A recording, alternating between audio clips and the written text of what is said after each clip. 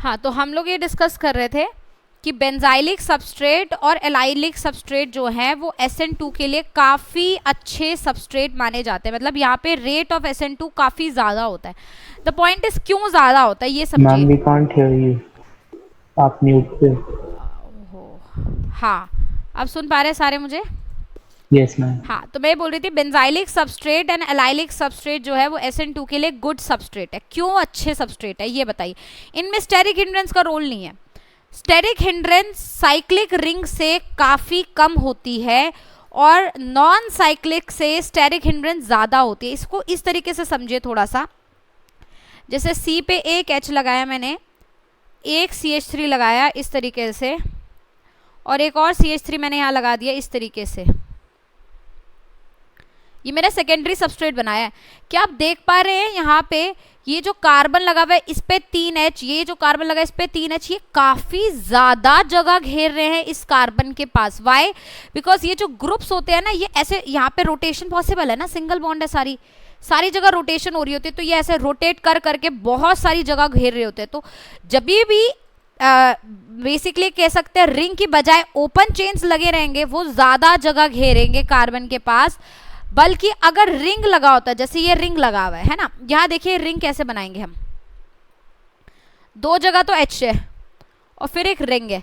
आप क्या देख पा रहे हैं, रिंग में रिंग बंधी हुई होती है, मतलब ये साइड और ये साइड इसकी बंधी हुई है। There is no free rotation, ring में रोटेशन नहीं है।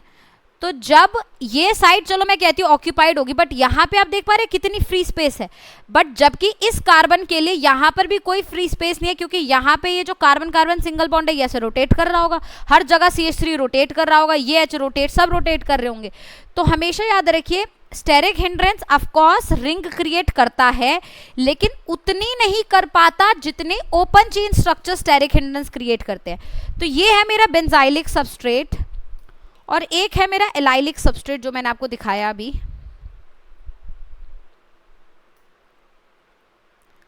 This one is allylic substrate. दोनों स्टेरिक हिंड्रेंस क्रिएट कर रहे होंगे बट उतने ही नहीं जितनी ये, क्योंकि यहाँ पे भी आप देख रहे हैं डबल बॉन्ड के अलोंग रोटेशन पॉसिबल नहीं है, ये बेचारा जैसा लग गया वैसा ही है। तो इन दोनों में हम स्टेरिक हिंड्रेंस का रोल ना देके हम यहाँ जो चीज़ देखते हैं वो ये देखते हैं कि यहाँ जो ये डेल पॉजिटिव चार्ज आया बेटा, ये स्टेबल है। क्यों स्टेबल है? क्योंकि आप देख पा रहे हैं बेंजीन के साथ किस में जा सकता है, रेजोनेंस में। सिमिलरली यहाँ जो डेल पॉजिटिव चार्ज आया है वो भी क्या है, स्टेबल है। क्यों? क्योंकि ये बेंजीन के साथ किस में जा सकता है, रेजोनेंस में। पहली चीज। दूसरी चीज, बेंजीन का क्या होता है बेटा, माइनस आई। एल्कीन्स का भी क्या होता है, माइनस आई। और माइनस आई क्या करता है, इलेक्ट्रॉन विड्रॉ करेगा। इलेक्ट्रॉन विड्रॉ करेगा तो यहाँ पे डेल पॉजिटिव चार्ज की डेंसिटी क्या हो जाएगी, बढ़ जाएगी। और जितना ज्यादा डेल पॉजिटिव चार्ज होगा उतना ही आसानी से कौन आके अटैक करता है बेटा, न्यूक्लियोफाइल आके जो है अटैक करता है। तो benzylic substrate and allylic substrate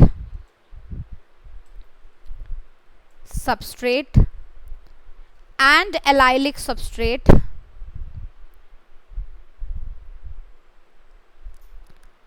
are very good for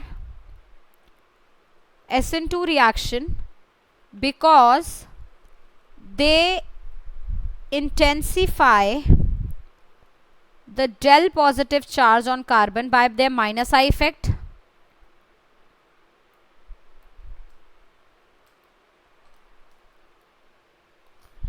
and also make transition state stabilized। इस वजह से बेंजाइलिक और एलाइलिक सबस्ट्रेट जो है मेरे ज़्यादा अच्छे सबस्ट्रेट माने जाते हैं कंपेयर, मतलब नॉट कंपेयर टू CH3Br। भाई सबसे अच्छा तो CH3Br ही है, इसमें कोई डाउट नहीं है, बट ये फिर भी अच्छे माने जाएंगे compare to any other substrate like secondary और टर्शरी। सेकेंडरी और टर्शरी के हिसाब से ये अच्छे हैं। इनफैक्ट अगर मैं यहाँ एक और ले लूँ बेटा, E विच इज CH3CH2Br, आप देख सकते हैं E भी प्राइमरी है, बट स्टिल बेंजाइलिक और एलाइलिक इस E से ज़्यादा अच्छे सबस्ट्रेट हैं। तो मेरा ऑर्डर होगा D के बाद A के बाद B के बाद E and the least one would be C।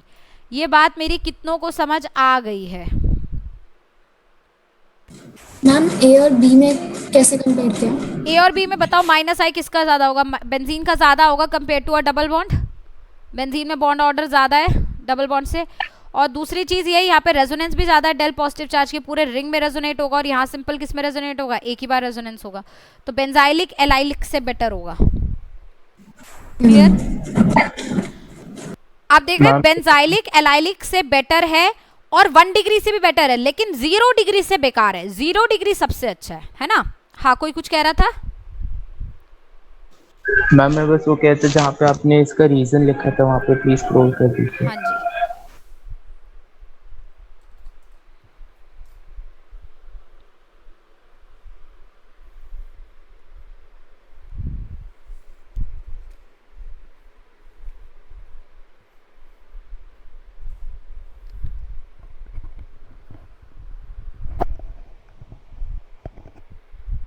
सब समझ गया मेरी बात? कोई डाउट तो नहीं है किसी को?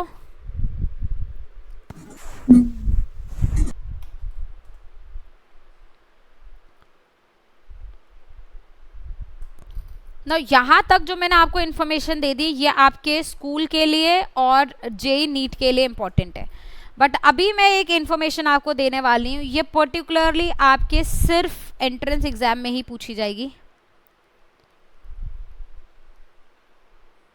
एक इन्फॉर्मेशन, और वो इन्फॉर्मेशन है कि RC double bond O CH2X ये जो सबस्ट्रेट होता है, this is not good, not very good, this is excellent, फाड़ू सबस्ट्रेट जिसे बोल सकते हैं, एक्सीलेंट सबस्ट्रेट फॉर SN2।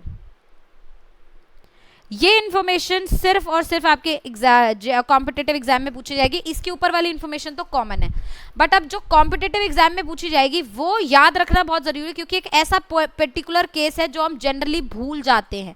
और ये बहुत ही ज्यादा अच्छा सबस्ट्रेट, अब क्यों बहुत ज्यादा अच्छा सबस्ट्रेट है जरा देखेंगे। ये जो सबस्ट्रेट है, क्या आप इसमें देख पा रहे हैं कि यहाँ पे डेल पॉजिटिव चार्ज इस कार्बन पे होगा? स्टेरिक हिंड्रेंस बहुत ज्यादा नहीं है, क्योंकि आप देख रहे हैं दो जगह तो H है, तो मतलब ये नीचे वाला एरिया तो हमारे पास अवेलेबल है ही है, राइट? इतनी ज्यादा स्टेरिक हिंड्रेंस नहीं है, 2H तो है ही, प्राइमरी है। बट आप ये देख रहे हैं कि ये डेल पॉजिटिव चार्ज कितना ज्यादा स्ट्रांगली इंटेंसिफाई हो रहा होगा इस ग्रुप से, क्योंकि ये ग्रुप एक स्ट्रॉन्ग इलेक्ट्रॉन विड्रॉइंग ग्रुप है।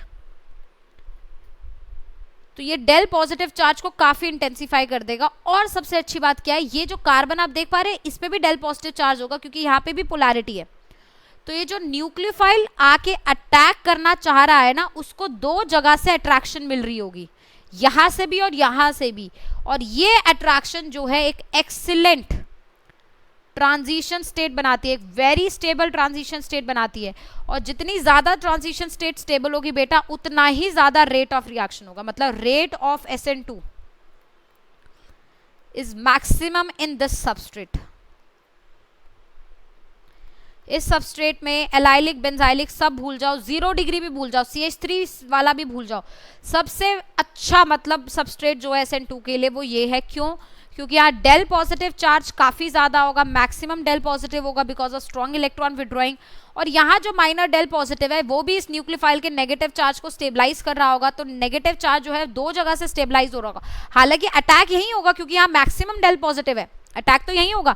लेकिन जब कोई और बंदा भी है इसको बुलाने के लिए, तो इसके भाव बढ़ जाएंगे ना, तो भाव बढ़ जाएंगे तो ऐसा लगेगा ये कि रिएक्शन का जो रेट है वो बढ़ जाएगा। काफी अच्छा ट्रांजिशन स्टेट की वजह से रेट ऑफ रिएक्शन जो बढ़ जाएगा, क्योंकि इसका नेगेटिव चार्ज जो है वो कम होने लगेगा, बिकॉज उसे दोनों जगह से अट्रैक्शन मिल रही है। ये बात सबको क्लियर है? कोई डाउट? No ma'am. तो अगर मैं फाइनल तुम्हें बोल दूं rate of SN2, final order मुझे देना है। तो एक है हमारे पास बेंजाइलिक सबस्ट्रेट,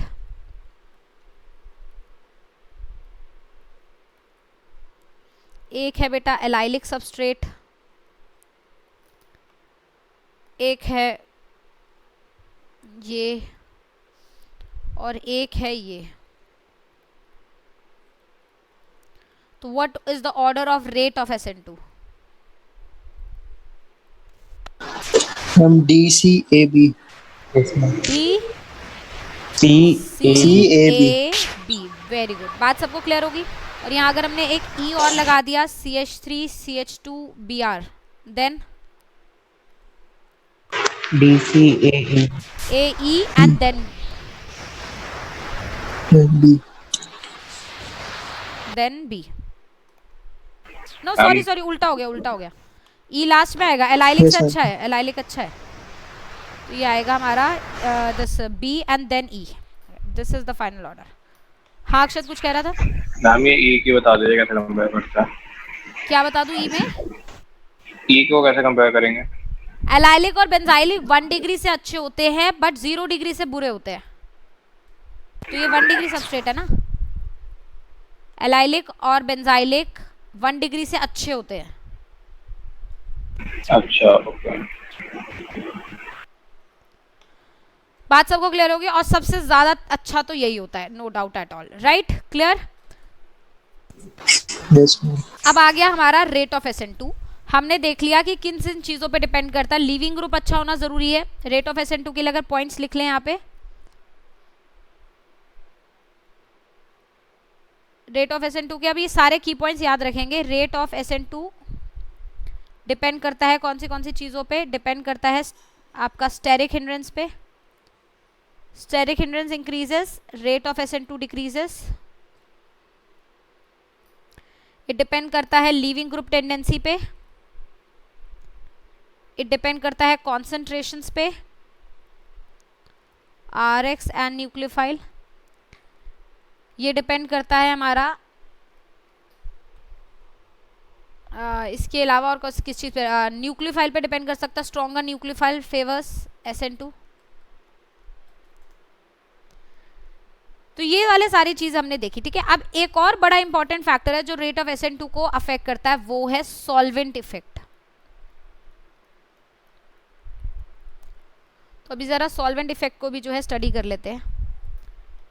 SN2 का रेट कौन से सॉल्वेंट में सबसे ज्यादा होगा? तो solvent effect on SN2 reaction.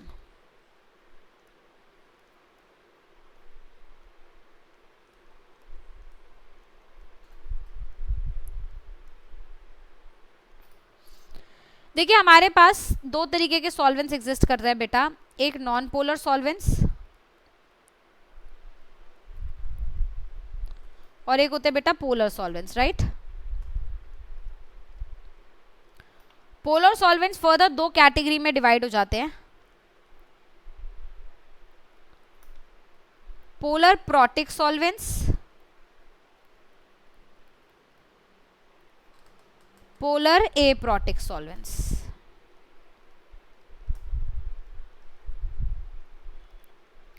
सबसे पहले नॉन पोलर सॉल्वेंट्स क्या होते हैं? जिनमें कोई पोलैरिटी नहीं है, जैसे कि कार्बन डाइसल्फाइड नॉन पोलर है, ठीक है। CCl4 नॉन पोलर है।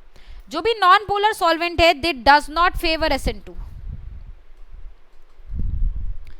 नॉन पोलर सॉल्वेंट्स में SN2 रिएक्शन हो ही नहीं सकता, ये याद रखिए। क्यों नहीं हो सकता? क्योंकि आप जो भी SN2 रिएक्शन कराएंगे बेटा, जैसे आपने CH3Br पे न्यूक्लियोफाइल का अटैक ही कराया तो CH3 न्यूक्लियोफाइल और Br माइनस निकला। क्या आप देख नहीं पा रहे कि इस रिएक्शन में चार्जेस इन्वॉल्व है? सबसे पहली चीज तो यहाँ पे चार्ज सेपरेशन है, फिर न्यूक्लियोफाइल चार्ज है, फिर जो लीविंग ग्रुप निकल रहा है वो चार्ज है। तो जब मेरे रिएक्शन में चार्जेस इन्वॉल्व होंगे तो इन चार्जेस को कौन स्टेबलाइज कर रहा होगा? Who is stabilising these charges? Solvent has to stabilise it, right? But अगर मेरा सॉल्वेंट नॉन पोलर होगा तो ये क्या चार्जेस को स्टेबलाइज कर पाएगा? नहीं कर पाएगा। तो कभी भी चाहे कितना भी अच्छा लिविंग ग्रुप तुम निकाल लो, वो अगर उसका नेगेटिव चार्ज स्टेबलाइज नहीं हो रहा है सॉल्वेंट से, वो नहीं निकलेगा। कितना भी अच्छा लिविंग न्यूक्लियोफाइल क्यों ना ले लो, अगर उसका नेगेटिव चार्ज सॉल्वेंट से स्टेबलाइज नहीं हो रहा है तो वो नहीं अटैक करेगा। तो सॉल्वेंट का ये काम होता है, हर रिएक्शन में एक सॉल्वेंट इन्वॉल्व होता है और सॉल्वेंट का ये काम होता है कि जो भी चार्जेस इन्वॉल्व हो रही है उसे वो स्टेबलाइज करे। नॉन पोलर सॉल्वेंट में ऐसा कोई रिएक्शन नहीं हो सकता जिसमें चार्जेस इन्वॉल्व हो। तो यहाँ चार्जेस इन्वॉल्व है तो यहाँ पे ये रिएक्शन नॉन पोलर सॉल्वेंट में तो कभी नहीं हो सकता। ये सबसे इंपॉर्टेंट चीज है, राइट? अब आते हैं पोलर प्रोटिक और पोलर एप्रोटिक सॉल्वेंट्स पे। ये क्या है, इनको पहचानना जरूरी है। तो सबसे पहले हम लोग डिस्कस करते हैं पोलर प्रोटिक सॉल्वेंट्स क्या होते हैं।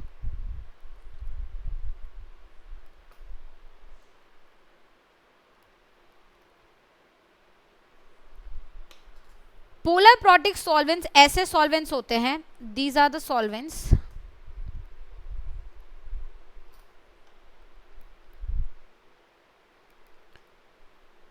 which have strong dipole moment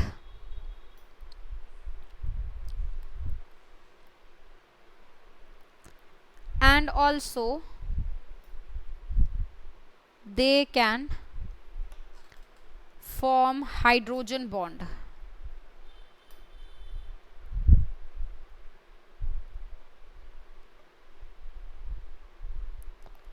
What do you mean by this? इसका एग्जाम्पल दूंगी तो समझ पाएंगे बहुत अच्छे से. एग्जाम्पल है बेटा वाटर H2O, एग्जाम्पल है बेटा अल्कोहल ROH.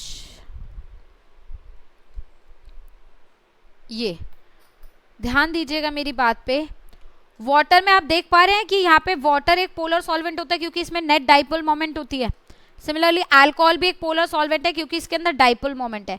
बट दोनों में आप देख पा रहे हैं कि H है जो इलेक्ट्रोनेगेटिव से जुड़ा हुआ है, तो ये H से ये लोग क्या बना सकते हैं, हाइड्रोजन बॉन्डिंग. तो ऐसे सॉल्वेंट्स में डाइपोल मोमेंट भी एग्जिस्ट कर रही होती है और साथ साथ ये क्या बना सकते हैं बेटा, हाइड्रोजन बॉन्डिंग भी जो है बना सकते हैं. अब ईथर्स की अगर मैं बात करूं, ईथर, तो क्या आप देख पा रहे हो कि इनके अंदर डाइपोल तो होगा, but do they have any hydrogen which is directly attached to a electronegative? No, ऐसा कोई हाइड्रोजन नहीं है जो इलेक्ट्रोनेगेटिव से जुड़ा हो. कार्बन से जुड़ा हुआ हाइड्रोजन है, तो ये हाइड्रोजन बॉन्डिंग नहीं बना सकते. मतलब they are not polar protic. Polar protic hydrogen bond भी बना सकते हैं और डाइपोल मोमेंट भी रखते हैं. ये यहां तक क्लियर है सबको? Yes ma'am. अब दूसरी चीज समझिए, पोलर प्रोटिक सॉल्वेंट्स क्या करते हैं. Polar protic solvents can solvate cations as well as anions. Polar protic solvent cation को भी सॉल्वेट कर लेते हैं, एनायन को भी कर लेते हैं. कैसे? जैसे एक केटायन है तो उस पर पॉजिटिव चार्ज होगा और एनायन है तो उस पर नेगेटिव चार्ज होगा. में एक वाटर एक पोलर प्रोटिक सॉल्वेंट है तो आप देखेंगे यहाँ डेल पॉजिटिव है, यहाँ डेल नेगेटिव है. तो जब इसे केटायन को सॉल्वेट करना होगा तो ये अपने डेल नेगेटिव साइड से क्या कर लेगा, इसे सराउंड कर लेगा लाइक दिस, और इस वजह से ये केटायन को क्या कर लेगा, सॉल्वेट कर लेगा. अभी इस केस में वाटर है तो हाइड्रेट कर लेगा भी बोल सकते हैं, है ना.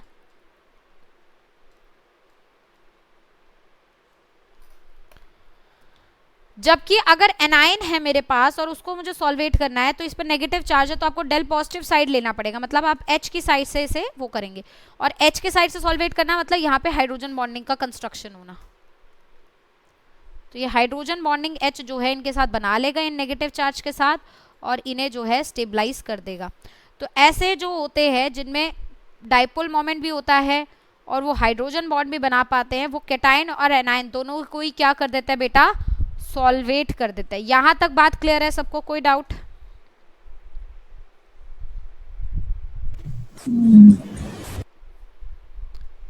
चलिए अब आते हैं, बात करते हैं पोलर ए प्रोटिक सॉल्वेंट्स की.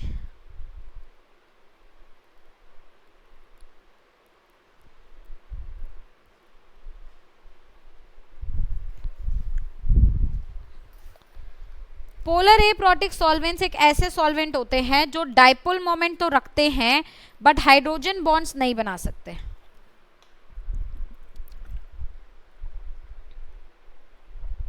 They have dipole moment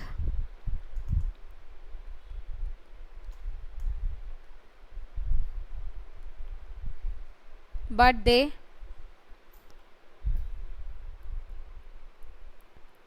cannot form hydrogen bonds. Example देखिए इनका, काफी अच्छे एग्जाम्पल्स है, याद रखेंगे. Acetone, how many of you know acetone क्या होता है? Propanone. Propanone, CH3 C double bond O CH3. क्या आप देख पा रहे हैं, ऑक्सीजन इलेक्ट्रोनेगेटिव है तो कार्बन थोड़ा डेल पॉजिटिव रखेगा, ऑक्सीजन डेल नेगेटिव रखेगा. Can you see there is a dipole moment, but can you see there is no hydrogen which is directly attached to electronegative? That means there is only dipole moment but no hydrogen bonding. Like ethers also did the same thing. Ethers have dipole moment but no hydrogen bonding, right? तो ethers हो गए, acetone हो गए, और जो अच्छे examples है जो जनरली यूज होते हैं वो होता है DMF एंड DMSO. ये जनरली आप लोग रिएक्शन में देखोगे और लैब में भी हम लोग यही यूज करते हैं. DMF होता है बेटा डाई मिथाइल फॉर्मामाइड.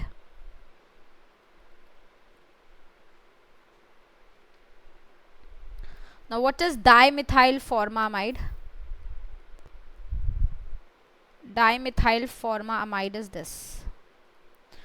फॉर्मा मतलब फॉर्मेल्डिहाइड से आया है, तो फॉर्मेल्डिहाइड का अमाइड, तो जो फॉर्मेल्डिहाइड होता है वो होता है HCHO है ना, उसका अमाइड मतलब NH2, पर डाइमिथाइल है मतलब ये H हटा के Me लगा दो, तो that is dimethyl formamide DMF.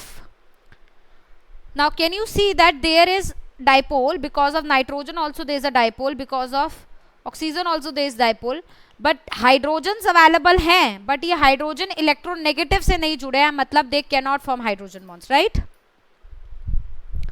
DMSO is dimethyl sulfoxide.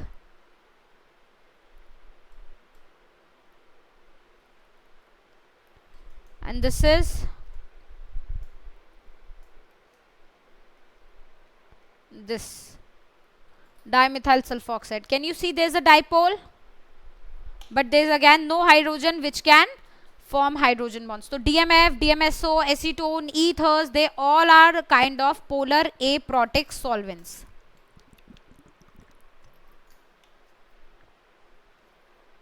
Now hydrogen bond की जरूरत क्यों थी? हाइड्रोजन बॉन्ड की जरूरत आती है जब आप एनाइन को क्या करना चाहते हो, स्टेबलाइज करना चाहते हो या सॉल्वेट करना चाहते हो. तो क्या यहाँ पे हाइड्रोजन बॉन्डिंग हो रही है? नहीं हो रही. तो क्या ये एनाइन को सॉल्वेट कर पाएंगे बेटा? नहीं कर पाएंगे. मतलब these solvents can only solvate cation but cannot solvate anion. Why? Because they cannot form hydrogen bonding. Now आप एक चीज और ध्यान रखना है इसमें कि जैसे केटायन को सॉल्वेट करना है तो they can have their del negative side to approach. तो DMSO जैसे इस तरीके से ऑक्सीजन की साइड से यहां आ जाएगा, है ना. यहां तक सबको समझ आ रहा है? और इससे केटायन को सॉल्वेट कर दिया. अब मेरा सवाल ये है कि एनाइन को सॉल्वेट करने के लिए आपको पॉजिटिव एंड तो चाहिए. जरूरी है कि आप हाइड्रोजन बॉन्डिंग बनाओ. आपके पास ये सल्फर है तो सही पॉजिटिव एंड बनाने के लिए आप सल्फर से इसे सॉल्वेट कर लो. हाँ या ना? सही बोला है मैंने, गलत बोला है?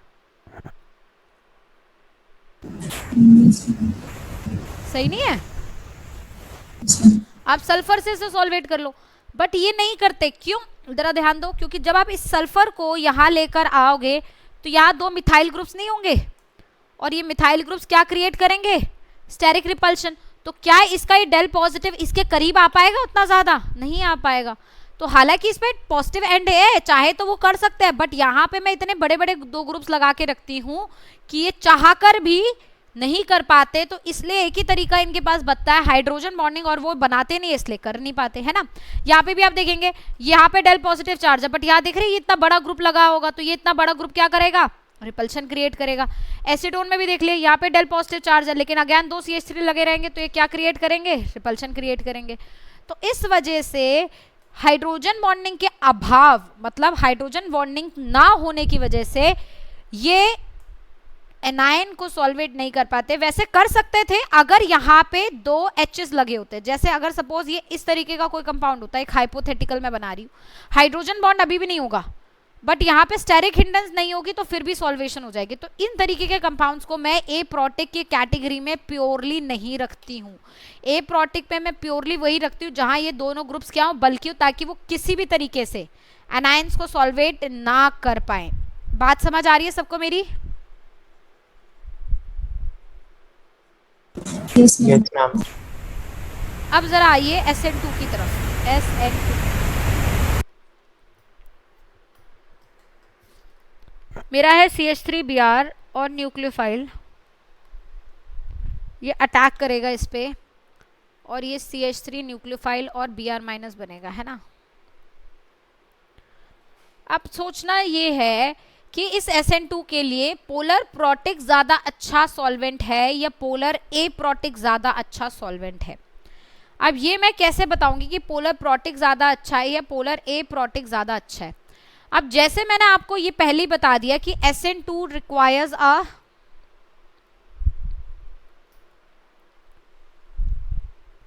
Good nucleophile. SN2 में मुझे क्या चाहिए बेटा, एक अच्छा न्यूक्लियोफाइल चाहिए, ये मैंने डिस्कस किया आप लोगों के साथ, है ना।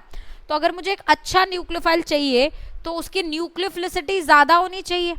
बट अगर ये यहाँ पे सॉल्वेट हो गया, सॉल्वेशन या अगर यहाँ पे सॉल्वेशन हो गई तो न्यूक्लियोफिलिसिटी उसकी क्या हो जाएगी बेटा, कम हो जाएगी। हालांकि रेट बढ़ सकता है लेकिन उसकी न्यूक्लियोफिलिसिटी कम हो जाएगी। तो न्यूक्लियोफिलिसिटी कम हो जाएगी तो क्या ये जाके अटैक करेगा CH3Br पे? नहीं, CH3Br पे अटैक करने की टेंडेंसी इसकी क्या हो जाएगी, कम हो जाएगी। और जो हमें चाहिए वो चीज फुलफिल नहीं हो पाएगी तो रेट ऑफ रिएक्शन क्या हो जाएगा, कम हो जाएगा। तो मुझे कैसे भी करके इसको जो है न्यूक्लियोफाइल को सॉल्वेट नहीं कराना, क्योंकि सॉल्वेशन इसकी होगी तो इसकी न्यूक्लियोफिलिसिटी कम हो जाएगी और मुझे अच्छा न्यूक्लियोफाइल चाहिए। तो अब ये है एनायन। एनायन को सॉल्वेट कौन करता है बेटा, पोलर प्रोटिक। तो मतलब मैं यहाँ पे कौन यूज करूं, पोलर ए प्रोटिक। तो पोलर ए प्रोटिक सॉल्वेंट्स जो होते हैं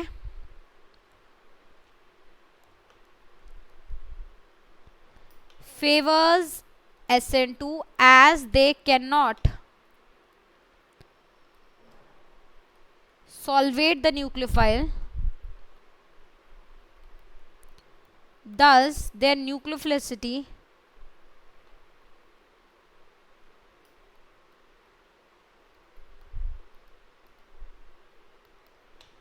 is high. Have you all understood this point?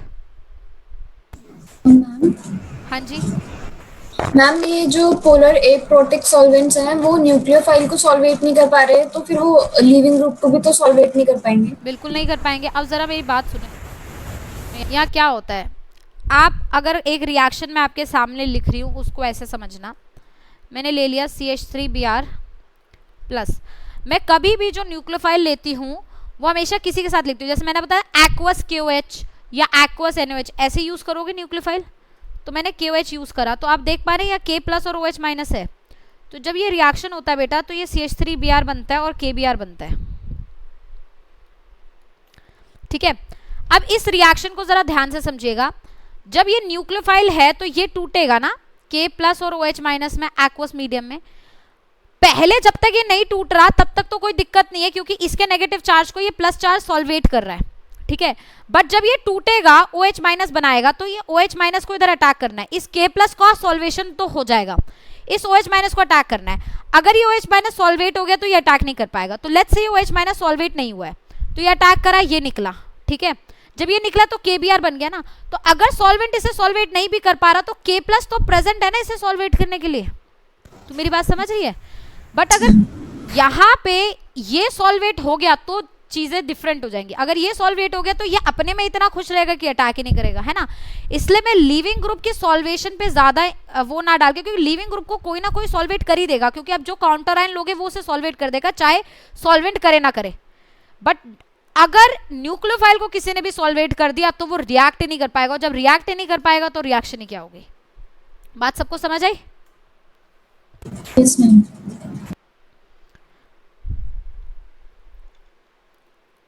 तो इसका मतलब अगर मैं एक रिएक्शन करा रही हूं जैसे मैंने आपके सामने लिखा और मैंने यहां सॉल्वेंट यूज करे हैं,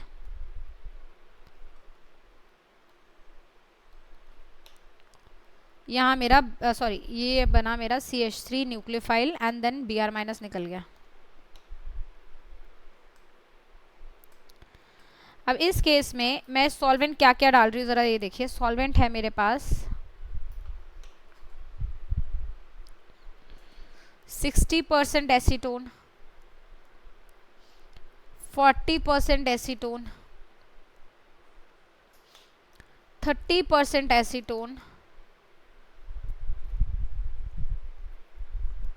10% एसीटोन। इनमें से किस में रेट ऑफ रिएक्शन मैक्सिमम होगा?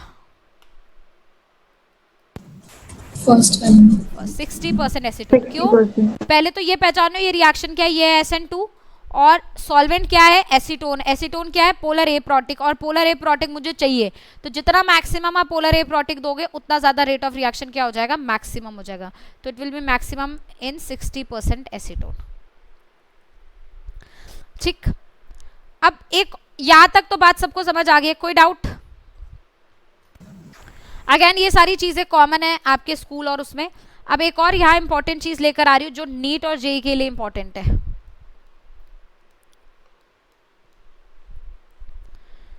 क्या है वो हमारी चीज? Predict nucleophilicity order of X minus ion in polar protic and aprotic solvents. Polar protic and aprotic solvents.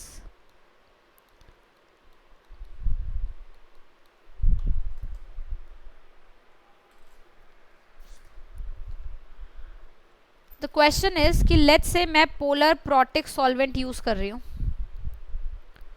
और मेरे पास कौन से हैलाइड आयंस होते हैं बेटा? मेरे पास फ्लोराइड आयन होता है, क्लोराइड आयन होता है, ब्रोमाइड आयन होता है, आयोडाइड आयन होता है, राइट? मुझे इनकी न्यूक्लियोसिटी प्रिडिक्ट करनी है। सबसे पहली चीज, वैसे तो मैंने आप लोगों को ये डे 1 क्लास में बता दिया था कि down the group nucleophilicity increases, right?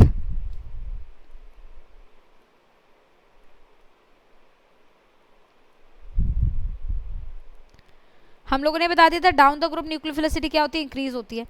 हाँ होती है, लेकिन ये कंसेप्ट जो है सॉल्वेंट डिपेंडेंट कंसेप्ट है। सॉल्वेंट की वजह से ये चीज ब्रेक भी हो सकती है, मतलब उल्टी भी हो सकती है, ठीक है? तो अब इसको जरा रखो साइड में और अपने लॉजिक से बताओ कि पोलर प्रोटिक सॉल्वेंट में न्यूक्लियोफिलिसिटी का ऑर्डर क्या होना चाहिए। तो आपको ये तो पता है कि पोलर प्रोटिक सॉल्वेंट जो है they can solvate anion, ये एनाइन को सॉल्वेट कर देता है बेटा। तो जब एनाइन को सॉल्वेट करेंगे तो इनमें से जो सबसे ज्यादा सॉल्वेट होगा उसकी न्यूक्लियोफिलिसिटी क्या हो जाएगी? कम हो जाएगी। यही मैंने बताया था अभी थोड़ी देर पहले, सॉल्वेशन इंक्रीजेस न्यूक्लियोफिलिसिटी डिक्रीजेस। तो कौन मुझे बता सकता है कि इसमें से सबसे ज्यादा सॉल्वेशन किस में होगी?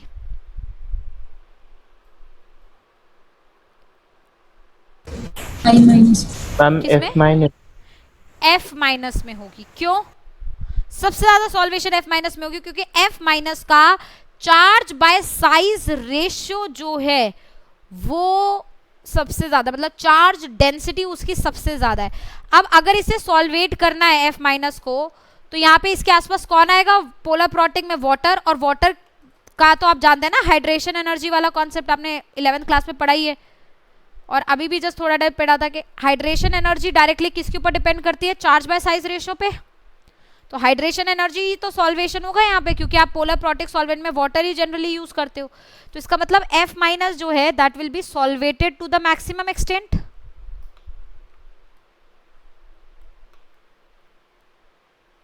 ये सबसे स्ट्रॉन्ग सॉल्वेट होगा।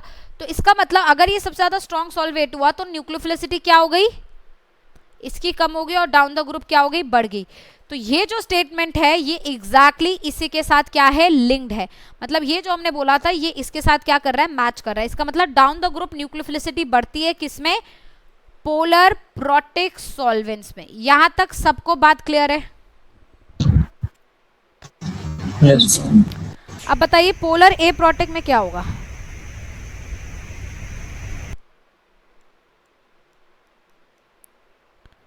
ना पोलर ए प्रोटिक सॉल्वेंट्स जो है they can not solvate an ion.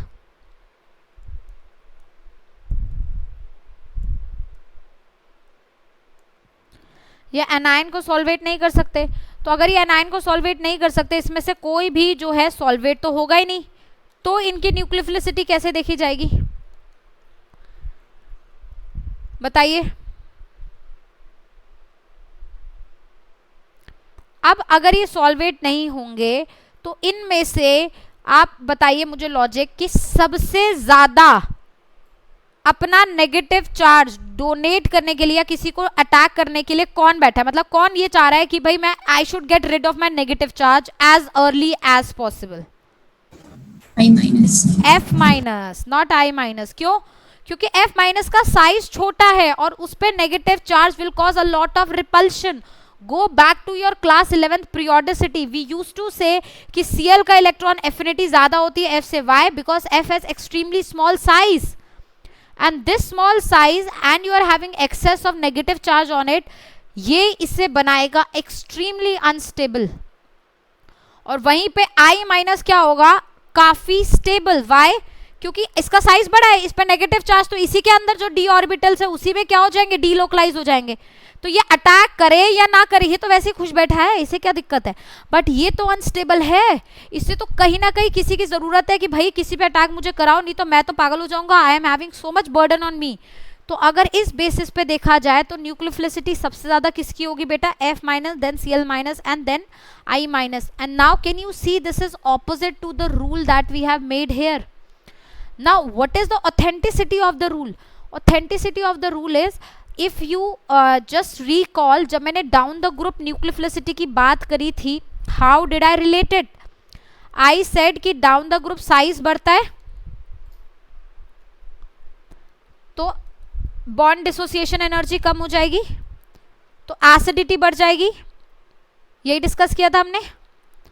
acidity बढ़ेगी तो basicity क्या हो जाएगी? इनकी कम हो जाएगी। तो बेसिसिटी में हम एसिडिटी यूज कर रहे थे और हमने कंक्लूजन बताया था कि जब हम डाउन द ग्रुप जाते हैं तो न्यूक्लियोफिलिसिटी हम जज करते हैं on the basis of stability, right? We set this.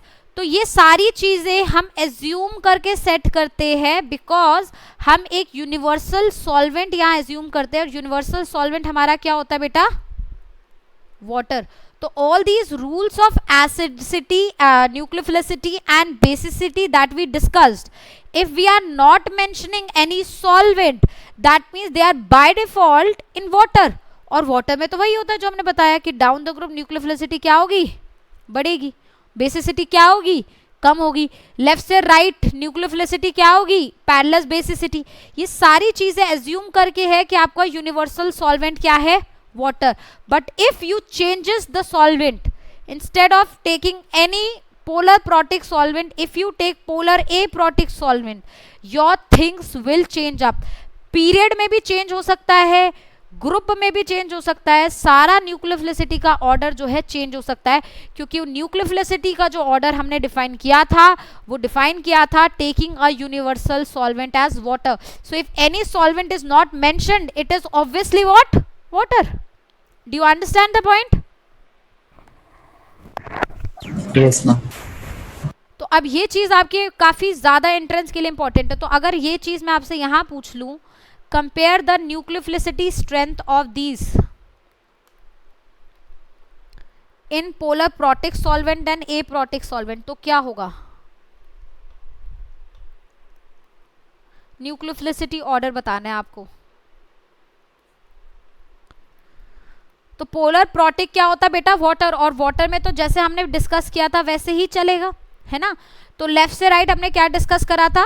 As you move left to right in a period, due to increase in electronegativity your acidity increases, acidity increases तो basicity decreases. और जब attacking atom same period के होते हैं then nucleophilicity parallel basicity, मतलब nucleophilicity also decreases. तो मतलब यहाँ पे न्यूक्लियोफिलिसिटी ये होगी अगर आप पोलर प्रोटिक सॉल्वेंट्स ले रहे हो। तो ये बात सबको समझ आई? yes, ma'am। और अगर मैंने पोलर ए प्रोटिक लिया एसीटोन और मुझे इनके बीच में कंपेयर करना है, तो आप ये बताइए इनमें सॉल्वेशन तो अब होनी नहीं है, तो इसका मतलब ये जो रूल्स हमने पहले बताए थे वो तो चलेंगे नहीं। तो अब बस आप इन तीनों में से ये चेक करिए कि चार्ज बाय साइज रेशियो किसका मैक्सिमम है। तो आप देख रहे हैं लेफ्ट से राइट सबसे छोटा साइज किसका होगा? ऑक्सीजन का। तो oxygen having a negative charge is comparatively unstable then nitrogen having the negative charge and then carbon having the negative charge. तो आपका अटैकिंग स्पीशीज कौन ज्यादा तेजी से अटैक करेगा? OH minus. And then you can you see the nucleophilicity is increasing because OH minus will have maximum charge by size ratio because of smaller size. Have you all understood it कि aprotic solvent में सारी चीजें आपकी क्या हो जाती है? reverse of what you have already said. Is that clear to everyone? Yes, ma'am. तो nucleophilicity order and basicity order protic और एप्रोटिक में क्या होगा ये आपके एंट्रेंस के लिए इंपॉर्टेंट है, बट जो नॉर्मल मैंने रूल्स लिखवाए थे वही स्कूल में पूछे जाएंगे. स्कूल में ये सब इतना नहीं डिटेल में जो है पूछा जाएगा आप लोगों से, बट एंट्रेंस के लिए आप ध्यान रखिए यही पूछा जाएगा. तो सिर्फ यही इन्हीं पे आपको बहुत ज़्यादा ध्यान देना है. सब क्लियर? किसी को कोई किसी प्रकार का डाउट?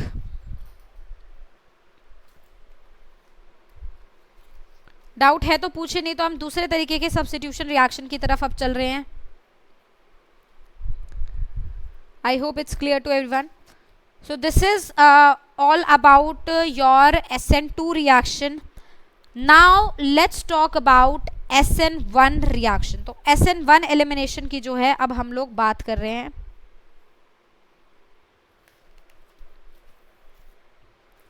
तो second type of substitution reaction we have is SN1.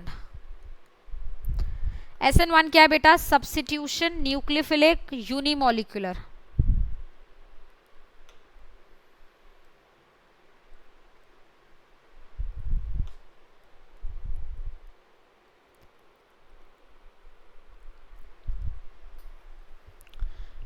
ये रिएक्शन जो होता है बेटा ये 2 स्टेप प्रोसेस है. ये 2 स्टेप में होता है. कैसे होता है जरा ध्यान दीजिएगा.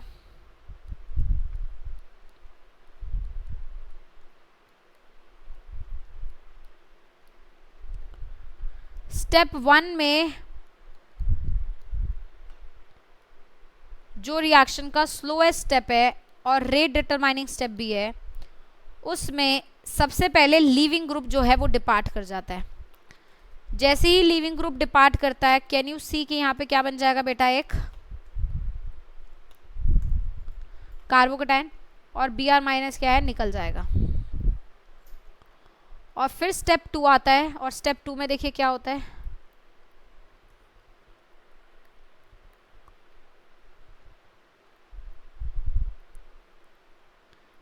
ये कार्बोकेटाइन है बेटा, इस पे कौन अटैक करता है? न्यूक्लियोफाइल. और ये रिएक्शन का फास्ट स्टेप होता है. न्यूक्लियोफाइल तुरंत आके अटैक कर देता है और आपका रिएक्शन हो जाता है. क्या आप देख रहे हो यहाँ पे एज सच 2 स्टेप्स इन्वॉल्व हैं और स्लोएस्ट स्टेप जो है, जो रिएक्शन का रेट पता कर रहा है, उसमें कौन बन रहा है? कार्बोकेटाइन एज एन इंटरमीडिएट जो है बन रहा है. तो अगर कार्बोकेटाइन एज एन इंटरमीडिएट बन रहा है, इसका मतलब ये हो गया कि ये जो रिएक्शन है वो कार्बोकेटाइन की स्टेबिलिटी पे डिपेंड करेगा. तो rate of SN1 depends upon carbocation stability.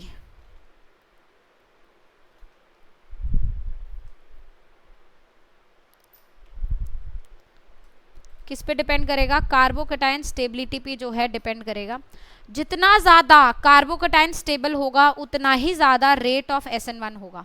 तो rate of SN1 increases, carbocation stability increases. तो अब आप बात आइए इस बेसिस पे, अगर मैं 3 तरीके के सबस्ट्रेट लूँ अपने सामने, एक ले रही हूँ बेटा CH3Br, एक ले रही हूँ CH3CH2Br, एक ले रही हूँ CH3CH3CHBr और एक ले रही हूँ CH3CCCH3CH3Br. इसमें से SN1 किस में मैक्सिमम होगा? सॉरी, कहाँ चले गए? मैक्सिमम SN1 किस में होगा? मैम डी में. SN1 का रेट मैक्सिमम होगा बेटा A, B और C और D में से किस में होगा बेटा? D में होगा. वाई? बिकॉज हमें पता है कि टर्शरी कार्बोकेटाइन ज़्यादा स्टेबल होता है सेकेंडरी से, सेकेंडरी अच्छा होता है प्राइमरी से, प्राइमरी सब अच्छा होता है 0 डिग्री से. तो हमारा हो जाएगा DCBA.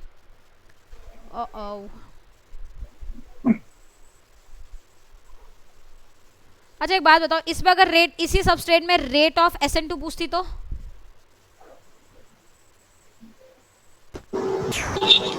Ma'am ACBD। बिल्कुल ABCD।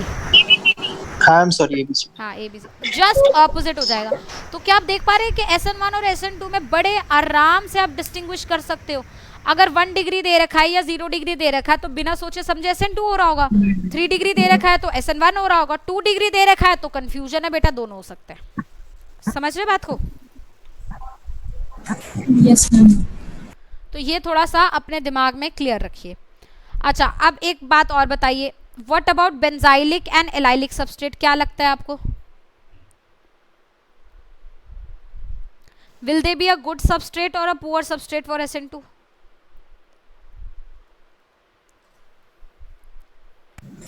Good substrate. They'll be good substrate, both of them would be good substrate. Why? Because the carbocation would be stable due to resonance. Now can you see कि ये दोनों good थे SN2 के लिए भी और ये दोनों गुड हैं SN1 के लिए भी, ठीक है? तो इनमें भी कंफ्यूजन है। Why? Because benzylic carbocation is stable and allylic carbocation is stable.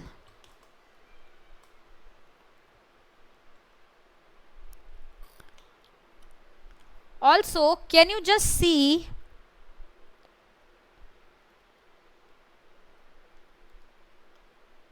will this be a good substrate for SN1?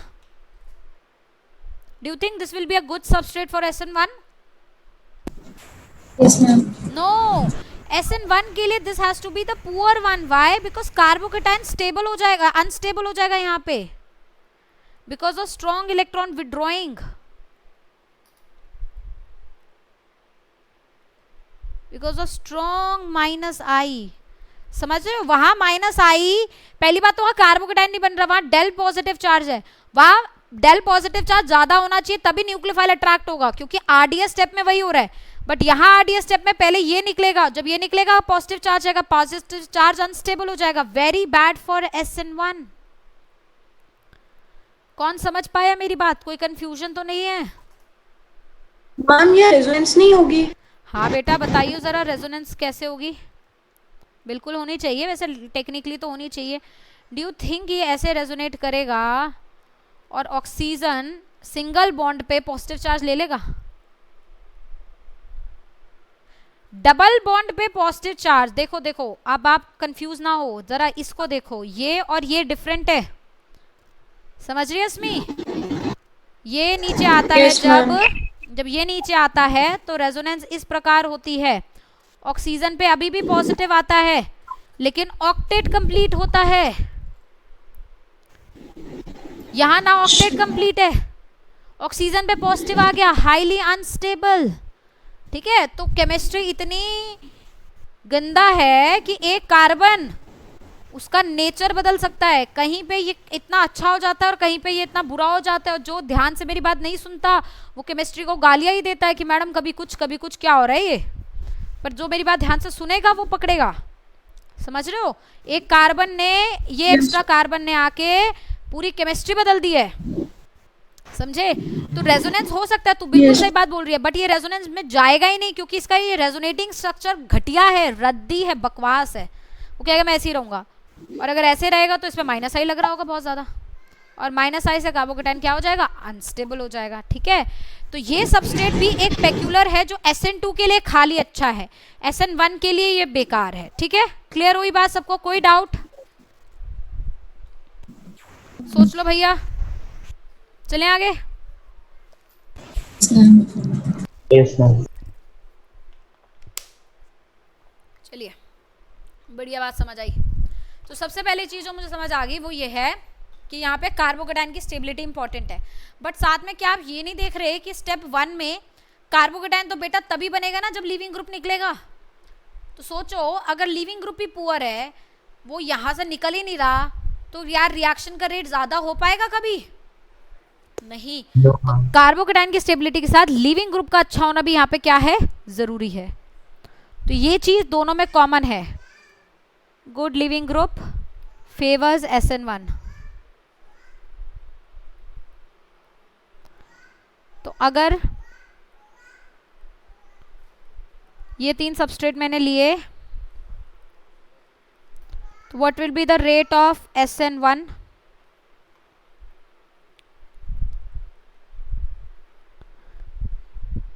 Rate of SN1 A B C। Carbocation देखिए सब में सेम ही बन रहा है, तो only leaving group you have to decide. तो D, then C, then B and then A, correct? Yes ma'am. तो लिविंग ग्रुप का अच्छा होना जरूरी है, कार्बोकेटाइन का अच्छा होना जरूरी है, ठीक है। अब दूसरी चीज, न्यूक्लियोफाइल का अच्छा होना जरूरी है या नहीं है? रिएक्शन के मैकेनिज्म को देखते हैं। कहाँ के मैकेनिज्म? ये न्यूक्लियोफाइल का अच्छा होना जरूरी है या नहीं है? क्या लगता है? नहीं है। नो। न्यूक्लियोफाइल अच्छा हो या बुरा हो, ये स्टेप तो अपने आप हो ही जाना है, क्योंकि ये रिएक्शन का फास्ट स्टेप है। मतलब ये इतनी फास्ट होगा कि ये बुरा होगा तो भी ये इस पे अटैक करेगा, ये अच्छा होगा तो भी इस पे अटैक करेगा। मतलब इसके अच्छे और इसके बुरे होने से रेट ऑफ रिएक्शन पे टेक्निकली कोई फर्क नहीं पड़ना चाहिए, है ना। तो न्यूक्लियोफाइल वेदर इट्स गुड और bad will not going to affect the rate,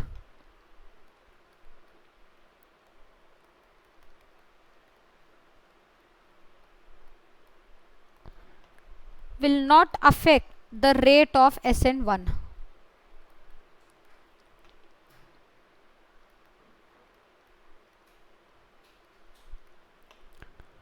right, पहली चीज। दूसरी चीज, अगर मैंने ऐसा कोई सबस्ट्रेट लिया जो SN1 और SN2 दोनों के लिए अच्छा है, जैसे मैंने प्राइमरी ले लिया, ठीक है, या मैंने बेंजाइलिक ले लिया, या मैंने एलाइलिक ले लिया, तो अब ये गुड फॉर SN1 और SN2 दोनों है। तो यहां पे अगर मैं गुड लिविंग न्यूक्लियोफाइल यूज करूंगी तो वो प्रेफरेबली SN2 से जाना चाहेगा, क्योंकि उसके लिए गुड होना जरूरी है, और इसके लिए गुड होना जरूरी नहीं है। तो अगर आपने वीक न्यूक्लियोफाइल यूज करा तो वो SN2 से तो जा ही नहीं पाएगा, तो उसके पास कोई और ऑप्शन नहीं बचेगा, इसलिए वो किससे जाएगा? SN1 से। तो वीकर न्यूक्लियोफाइल आप अगर SN1 में इस्तेमाल करेंगे तो मैं ये नहीं बोलूंगी कि वो उसके रेट को बढ़ाएगा, इंस्टेड मैं ये बोलूंगी कि वो SN1 को कराएगा, क्योंकि वो SN2 को नहीं कराएगा। आप मेरी बात समझे या नहीं समझे? समझ गए ना। तो weaker nucleophile is used generally for SN1 because it eliminates the chances of having SN2.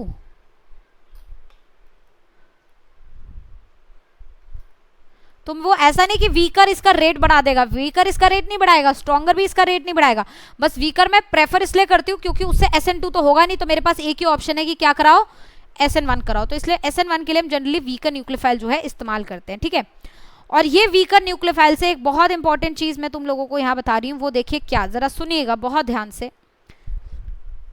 SN1 को पहचानने के लिए एक चीज तो ये है सबस्ट्रेट, जो कि आप 3 डिग्री को देखते ही पहचान जाओगे कि ये क्या कराना है SN1, क्योंकि 3 डिग्री कभी SN2 तो करा नहीं सकता, है ना।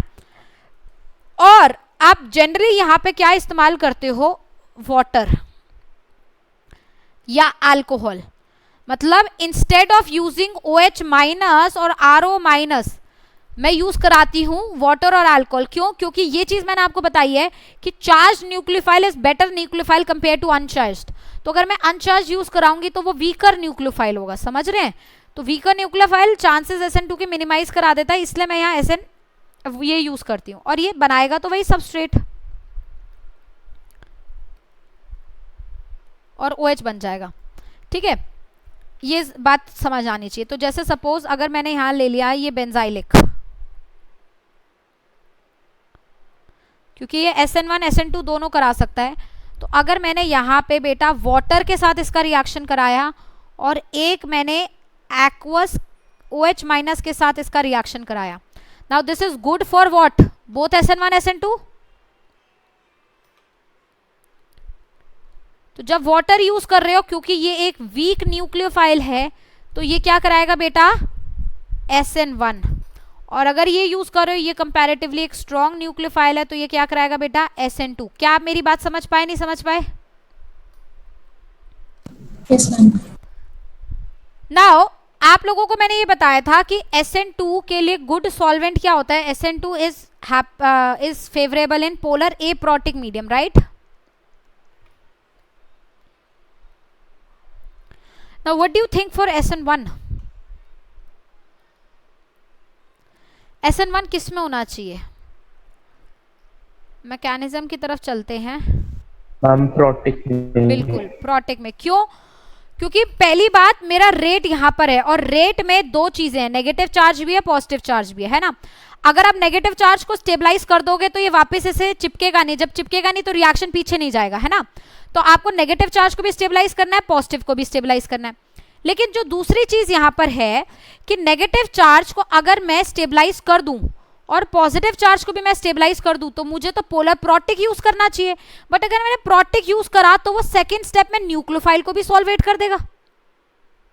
समझ रहे मेरी बात? और अगर न्यूक्लियोफाइल सॉल्वेट हुआ तो न्यूक्लियोफाइल वीकर हो जाएगा और SN2 नहीं हो पाएगा, ठीक है। तो अब आपके पास दो ऑप्शन है कि आप प्रोटिक यूज करो या एप्रोटिक यूज करो। अब सिंस आप SN2 को हटाना चाह रहे हो, SN2 आप नहीं कराना चाह रहे, तो आपको नेगेटिव चार्ज को भी स्टेबलाइज करना है। इस नेगेटिव चार्ज को, इस न्यूक्लियोफाइल को आपको स्टेबलाइज करना है और साथ साथ फ्री फंड में ये भी स्टेबलाइज हो जाएगा। अच्छी बात है, रेट ऑफ रिएक्शन भी बढ़ जाएगा और SN2 के चांसेस भी कम हो जाएंगे, right. So this particular thing will be favourable in polar protic solvent, है ना। ये समझ आ गई बात सबको? अब एक बात मुझे बताओ, क्या आप लोग यहाँ देख पा रहे हैं ये जो वाटर मैं इस्तेमाल कर रही हूँ, वाटर एक तरीके का पोलर प्रोटिक सॉल्वेंट ही तो है। तो अब आपको ये बताओ, ये वाटर ही यहाँ सॉल्वेंट है और ये वाटर ही यहाँ पे न्यूक्लियोफाइल भी है। इस प्रोसेस को बेटा बोला जाता है solvolysis. Solvolysis is a special case for SN1. This is only for SN1 when solvent itself act as a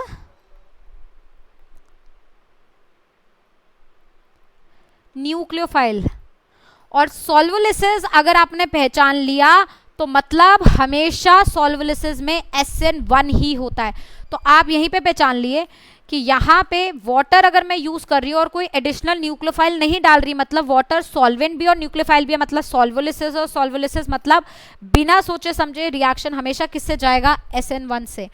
कितने बच्चे मेरी बात समझ चुके हैं?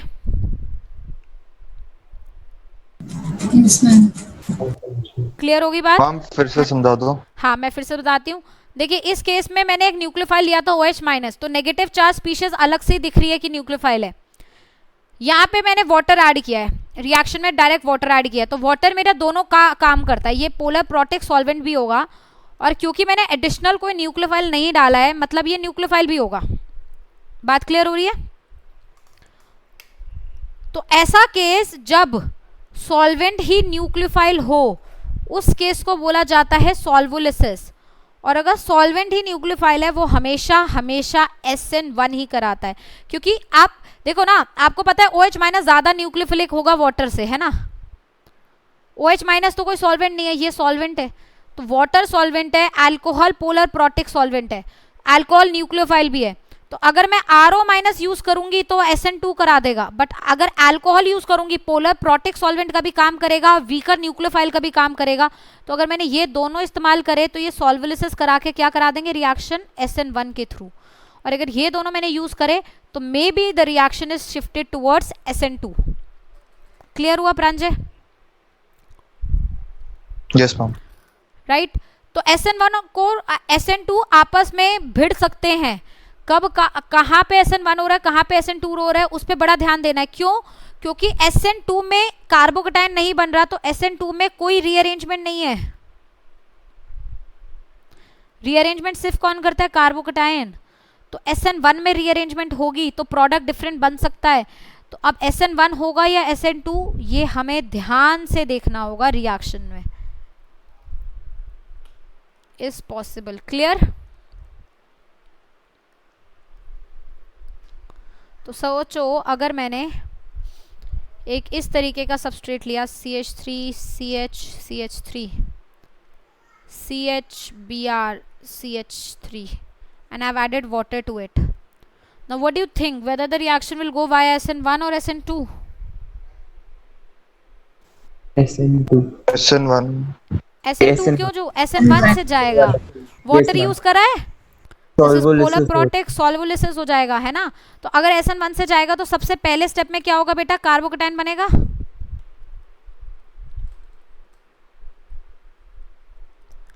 तो can you see this is a secondary carbocation. Secondary carbocation इतना स्टेबल नहीं है, बट इसके बगल वाले कार्बन पे कौन प्रेजेंट है बेटा, हाइड्रोजन।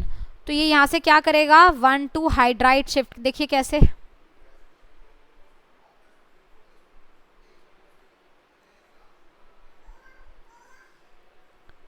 ठीक है। अब यहां से जाएगा 1,2 हाइड्राइड शिफ्ट में बेटा। तो ये पूरा H जो है एज अ माइनस की फॉर्म में उतर के यहाँ आएगा। और ऐसा मैंने क्यों किया, क्योंकि ऐसा करने से कार्बोकेटाइन को खुशी मिल रही थी। कार्बोकेटाइन सेकेंडरी से क्या बन रहा था, tertiary, and this is a better carbocation. तो क्योंकि मैं रिएक्शन SN1 से करा रही हूँ तो कार्बोकेटाइन रीअरेंज करेगा, ये होगा।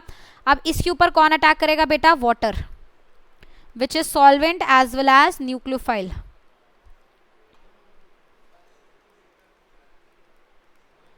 जैसे ही वाटर अटैक करेगा O के ऊपर पॉजिटिव चार्ज आ जाएगा और वाटर अपना H+ जो है वो डिपार्ट कर देगा। तो -H+ यहाँ से डिपार्ट हो जाएगा and we will get CH3 CH3 OH and ET CH2 CH3। Have you all understood the point? So this has to be my major product of the reaction. तो अगर आप SN1 से कराएंगे तो निश्चय ही यहाँ पे हाइड्राइड शिफ्ट होगा और ये मेजर प्रोडक्ट मिलेगा। बोलिए, बात क्लियर है? Yes, ma'am.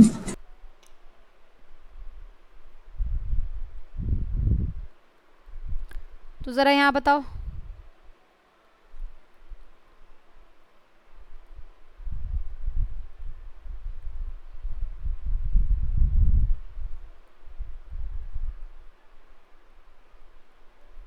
क्या होगा वाटर के साथ अटैक करेंगे तो? SN1 सॉल्वोलिसिस का केस है। फिर से आप देखिए कार्बोकेटाइन बनेगा, बट ये कार्बोकेटाइन अब किस में जाएगा, 1,2 मिथाइल शिफ्ट में। तो यहाँ से एक मिथाइल जो है पूरा उठ के यहाँ पर आएगा, तो हमें मिलेगा यहाँ पे 2 मिथाइल, एक मिथाइल उधर बगल वाले कार्बन पे शिफ्ट हो गया और फिर अब यहाँ पे अटैक कर देगा वो कौन, वाटर, और साथ में अपना H+ भी निकाल देगा। दोनों स्टेप एक साइड कंबाइन करके लिख रही हूँ तो मुझे मिलेगा alcohol, and this has to be the major step of the reaction. Clear?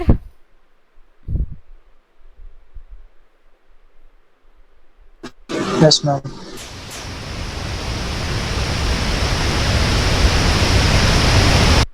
Now what if I have this substrate?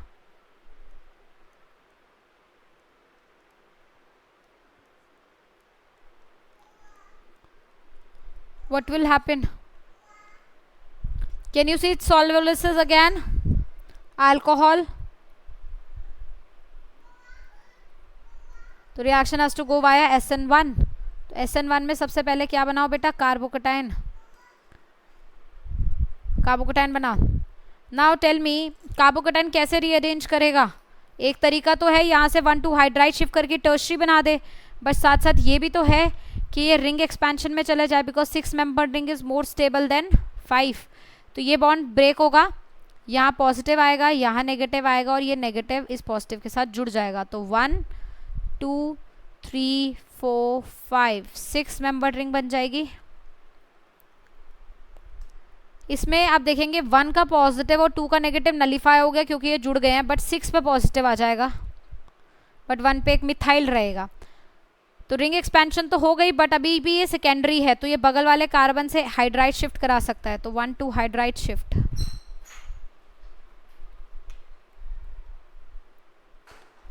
अब ये 6 मेंबर्ड भी है, हाइड्राइड शिफ्ट से टर्शरी भी बन गया, बहुत ही बेहतर, उम्दा। अब अल्कोहल इस पे जो है अटैक करेगा इस प्रकार और अपना H+ जो है एलिमिनेट करा देगा। तो मेजर प्रोडक्ट क्या बनेगा बेटा? This is the major product. Everything clear? कोई डाउट?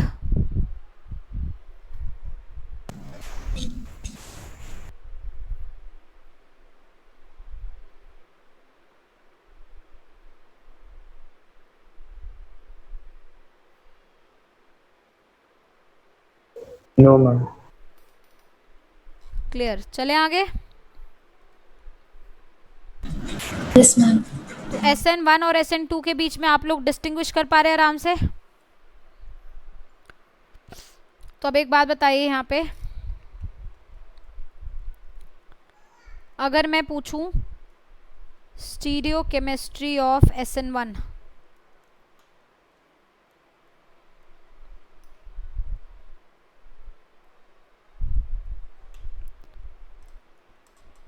SN1 की स्टीरियोकेमिस्ट्री हमें जो है थोड़ी सी समझनी है ना। SN1 में आप देख रहे हैं RDS स्टेप में कार्बोकेटायन बन रहा है बेटा, तो अटैक किस पे होगा?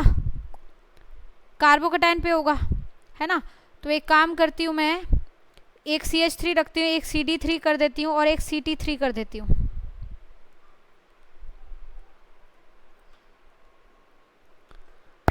कार्बोकेटायन बना। अब ये मेरा रिएक्शन का जो है RDS स्टेप में हुआ है। फास्ट स्टेप में न्यूक्लियोफाइल को अटैक करना है। कार्बोकेटायन की हाइब्रिडाइजेशन क्या होती है बेटा? sp2, याद है सबको? प्लेनर होता है carbocation. Carbocation is always planar.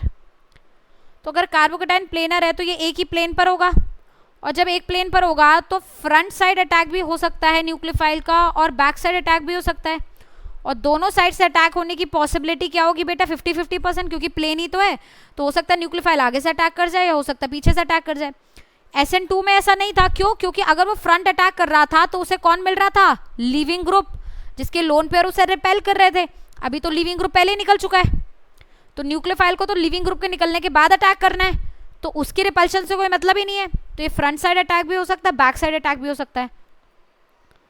तो फ्रंट साइड अटैक अगर न्यूक्लियोफाइल का होगा और बैक साइड अटैक भी न्यूक्लियोफाइल का होगा, और दोनों अटैक होने की पॉसिबिलिटी क्या है बेटा? 50-50% है ना। तो अगर सोचो जिस साइड से, मैं एक इस तरीके से बना के दिखा रही हूँ आपको, CH3 CD3 CT3, just a second, 1 minute. Hello, yes, good evening.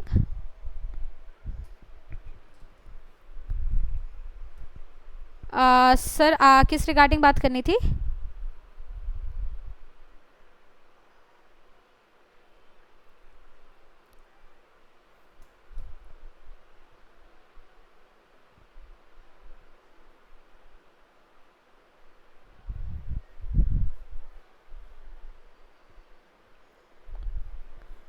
Sir मेरे पास तो टाइम नहीं होगा, शायद मैं ना कर पाऊँ ये सेशन।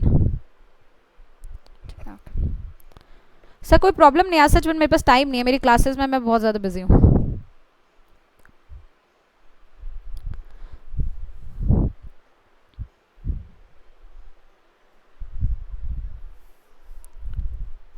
सर मैं नेक्स्ट वीक का शेड्यूल देखकर एक बार आपको इस नंबर पे कॉल करके बता दूंगी, ठीक है? ओके। सब सुन पा रहे हैं मुझे? Yes ma'am. हाँ, मैं क्या बोल रही थी, जैसे सपोज यहाँ पे तुम्हारा जो है वो लगा हुआ है BR, ठीक है? तो अब ये जो आपका BR यहाँ लगा हुआ है, ये आपका वो है लीविंग ग्रुप है ना। अब अगर फ्रंट अटैक का मतलब क्या? फ्रंट अटैक का मतलब ये है कि जहाँ पे ये लीविंग ग्रुप है ना, वहीं से अटैक, यहाँ से, ठीक है? अब वो यहाँ से अटैक पहले SN2 में नहीं हो पा रहा था क्योंकि ये निकल नहीं रहा था। अब ये सपोज निकल गया यहाँ से, जब ये निकल गया तो अगर फ्रंट अटैक ही होता है, लेट्स से ये तो निकल गया, तो आप देख पाएंगे यहाँ पे आपका एक कार्बोकेटायन बन जाएगा इस प्रकार। ये मैं CD3 कर रही हूँ, ये CH3 है, ये CT3 है। ये बन गया कार्बोकेटायन, है ना। अब ये प्लेनर है, ये ऐसा दिख रहा है पर ये प्लेनर है, ये फ्रंट अटैक और बैक अटैक दोनों कर सकता है। तो अगर मैंने इसमें फ्रंट अटैक कराया तो जहां से, जिस साइड से ये निकला था उसी साइड से अटैक होगा और यहां पर ही न्यूक्लियोफाइल लग जाएगा। और अगर मैंने बैक अटैक कराया, इसका मतलब वो निकला था यहां से पर अटैक पीछे से होगा, तो अगर पीछे से होगा तो CD3 इधर चला जाएगा, मतलब CH3 ये हो गया, CD3 यहाँ हो गया और CT3 ये हो गया और न्यूक्लियोफाइल यहाँ हो गया। और ये दोनों बनने के चांसेस क्या है बेटा? 50-50, मतलब ये भी बन सकता है, ये भी मिल सकता है, मतलब आपको इन दोनों का क्या मिलेगा? मिक्सचर मिलेगा। और इसी मिक्सचर को हम लोग क्या बोलते हैं बेटा?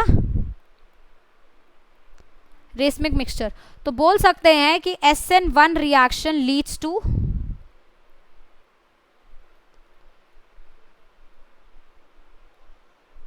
Racemisation. Am I clear till now और नॉट? क्लियर होगी बात? कोई डाउट? अभी थोड़ा सा हमें और डिटेल में पढ़ना है, बट आज के लिए इतना मैं पढ़ाऊंगी, तो इतना सबको समझ आया? कोई डाउट है किसी को? Clear? Yes ma'am. Yes ma'am. Thank you ma'am. Okay, thank you ma'am. Thank you ma'am. Thank you ma'am.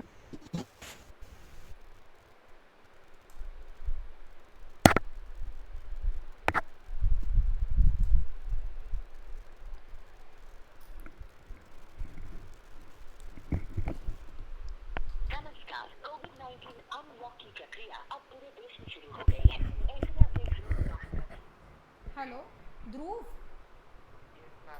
मुझे ऐसा लग रहा है बेटा, गुड आफ्टरनून, कि दैट तूने स्टीरियो केमिस्ट्री की क्लासेस अटेंड नहीं करी ना, वीडियो भी नहीं देखी और 11th में भी नहीं पढ़ा था।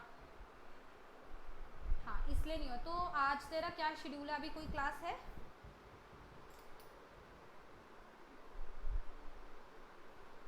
हाँ, मैं वही बोल रहा था। मैं तेरे को अगर वीडियो मेल कर दूँ तो तू वही देख ले, उतना ही उतना ना जितना 12th के लिए इम्पोर्टेंट है ना। तो मैं तेरे को वीडियो भेज देती हूँ, व्हाट्सअप कर देती हूँ, तो आज या फिर कल देख ले, ताकि परसों चीज़ें रिलेट कर पाए और जो डाउट हो फिर मैं परसों लाइव क्लास में तुझसे ले लूँ, है ना। ठीक है बेटा, तो मैं तेरे को वीडियो मेल कर देती हूँ फिर, है ना, या फिर व्हाट्सअप कर देती हूँ, ठीक है।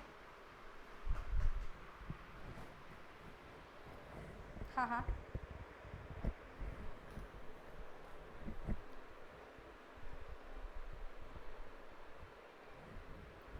हाँ हाँ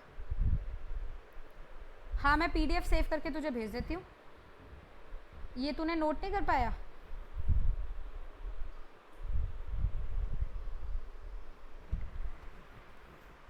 ठीक है, तो मैं तेरे को ऐसा करती हूँ, तू अपने फ़ोन में ना OneNote डाउनलोड कर ले, ठीक है। तो मैं तेरे को सीधा यहाँ से जो है ये पूरा PDF भेज दूँगी, ठीक है।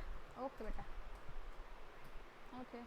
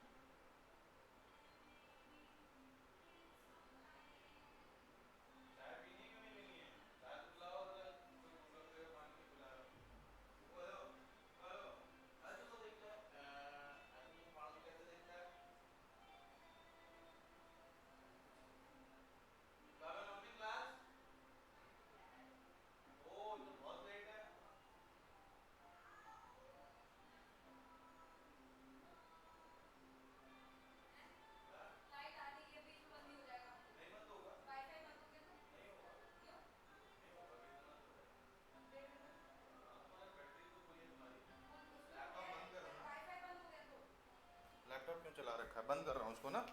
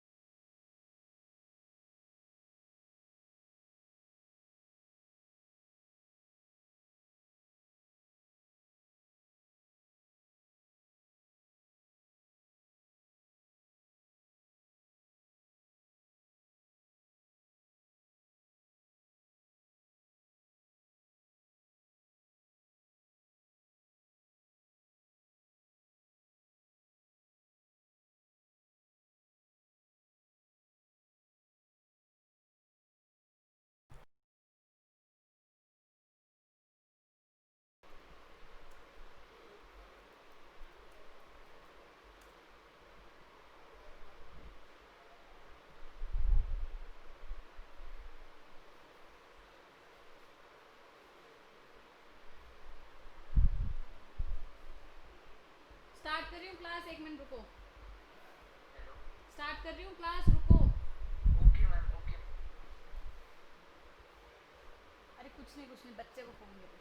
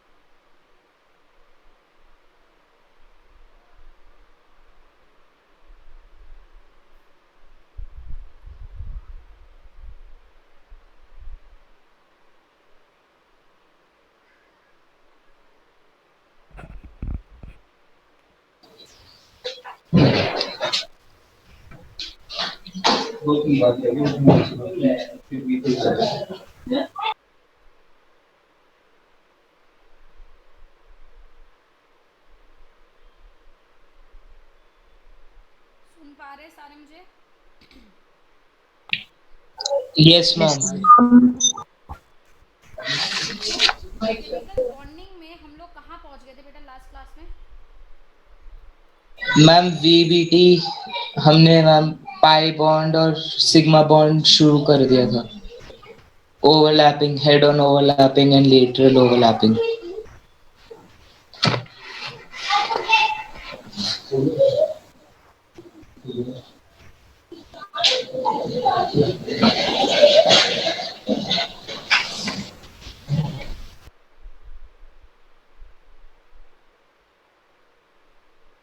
तो हम लोगों ने लास्ट पढ़ा था हेड ऑन ओवरलैप और लेटरल ओवरलैप।